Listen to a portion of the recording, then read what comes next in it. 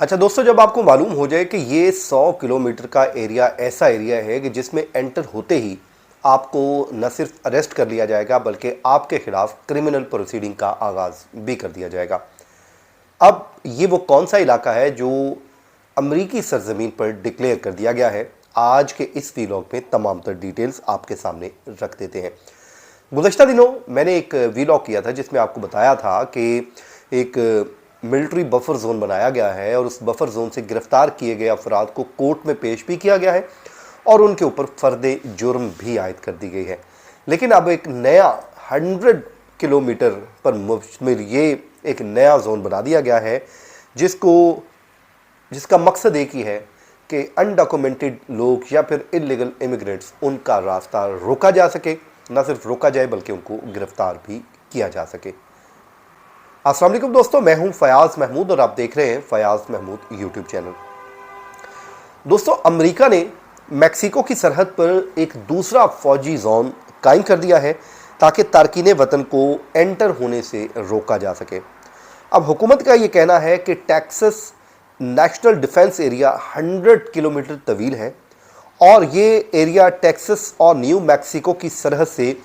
मशरक़ की तरफ वो कहते हैं कि फैला हुआ है। अब अमेरिकी फ़ौज मैक्सिको की सरहद के साथ ये दूसरा फौजी जोन कायम कर रही है और जिसमें टेक्सास का एक इलाका भी शामिल है जहां फौजी तारकीन वतन या फिर गैर कानूनी दाखिल होने वाले अफराद को आर्जी तौर पर हिरासत में रख सकते हैं। और उससे कबल वो कहते हैं कि गुज़श्ता माह भी ऐसा ही एक जोन कायम किया गया था जिसमें लोगों को गिरफ्तार भी किया गया है। प्रेसिडेंट ट्रंप ने 20 जनवरी को ओथ लिया और साथ ही उन्होंने इमरजेंसी डिक्लेयर कर दी और बॉर्डर पे आने वाले जितने भी लोग हैं अनडॉक्यूमेंटेड लोग उनको गिरफ्तार करना शुरू कर दिया। अब ये एरिया ऐसे ही है जैसे आप किसी फौजी इलाके में दाखिल हो गए, फौजी छावनी में दाखिल हो गए, फौज जहाँ पर मौजूद है वहाँ पे आप उनकी इजाज़त के बगैर दाखिल हो जाएं तो फिर आपके खिलाफ क्रिमिनल कार्रवाई का आगाज़ कर दिया जाता है। अब ये प्रेसिडेंट ट्रंप ने क्योंकि इस पर सख्त किस्म के मौक़िफ़ अपना जारी कर रखा है और वो ये समझते हैं कि ऐसे तमाम लोगों का रास्ता भी रोका जाए जो अमेरिका में इल्लीगल दाखिल हो रहे हैं और अगर इल्लीगल को दाखिल हुआ है तो अब उनको सज़ाएं भी दी जाए ताकि आइंदा वो ऐसा काम करने से रुकें। अब पेंटागन ने इस हवाले से एक पूरी जो है वो वजाहत भी जारी की है। वो कहते हैं कि अमेरिकी फ़ौज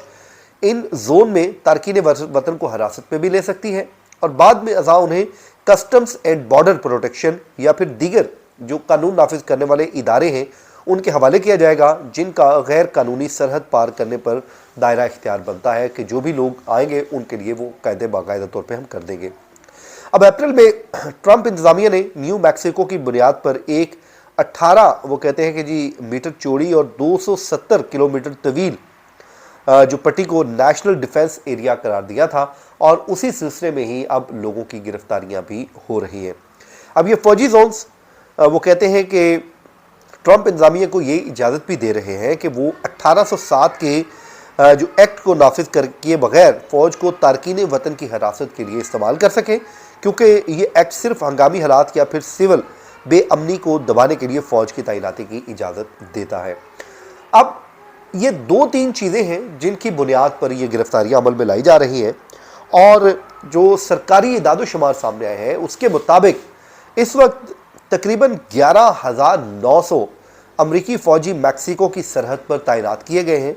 मार्च में गैर कानूनी तौर पर सरहद पार करने वाले तारकीन वतन की तादाद तारीख की कम तरीन सतह पर भी आ गई है। ये प्रेसिडेंट ट्रंप और उनकी हुकूमत दावा कर रही है और वो कहते हैं कि हमने ये बड़ी कामयाबी हासिल कर ली है, जिसकी बुनियाद पे वो ये दावा कर रहे हैं। वो कहते हैं कि माजी में इन दिनों पे जो लोग यहाँ से एंटर होते थे अब वो तादाद कम से कम सतह पर आ चुकी है।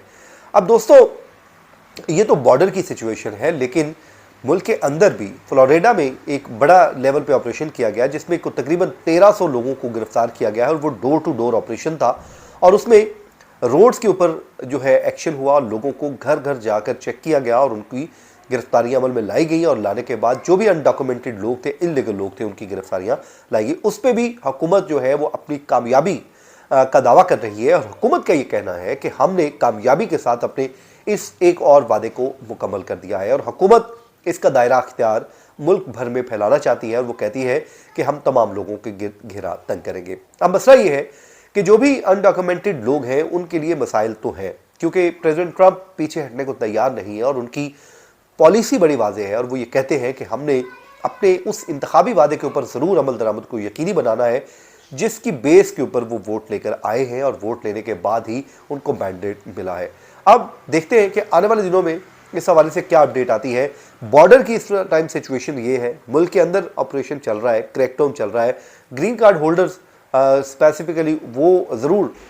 उनको भी सिक्योरिटी का अमल सख्त कर दिया गया है। मतलब आए रोज़ नई वार्निंग दी जा रही है, DHS की जानिब से मुख्तलिफ़ किस्म के इक़दाम लिए जा रहे हैं, भले वो रियल ID ही क्यों ना हो या फिर कुछ भी हो। तो 7 मई की डेट भी आ गई है रियल ID के लिए, उस पर बड़ी डिटेल वीडियो कर चुका हूँ। लेकिन दूसरी जानिब कोर्ट्स में भी मामला आ रहे हैं और वहाँ से फैसले भी आ रहे हैं, लेकिन वो कोई हुकूमत के ज़्यादा हक में फैसले नहीं है। तो इसलिए आपको लीगल जो भी इक़दाम उठाना है, लीगल उठाना है और अपने वकील के मशवरे से उठाना है ताकि आपके लिए कोई मुश्किल ना हो। ये था आज का हमारा वीलॉग। अपनी दुआओं में याद रखें, जहाँ रहें खुश रहें। मुझे दीजिए इजाज़त। अल्लाह हाफिज़।